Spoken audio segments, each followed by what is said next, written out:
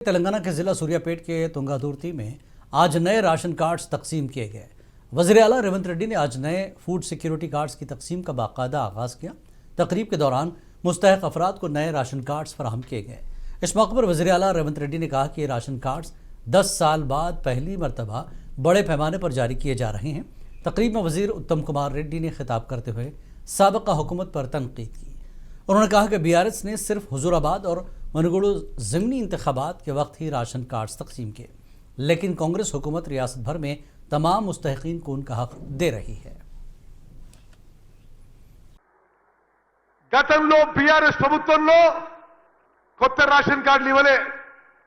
ఎక్కడో హుజూరాబాద్ లో by election అయితేనో మునుగోడులో బై ఎలక్షన్ అయితేనో కొంతమంది రేషన్ కార్డులు ఇచ్చారు. కానీ తుంగతుర్తితో సహా యావత్ తెలంగాణలో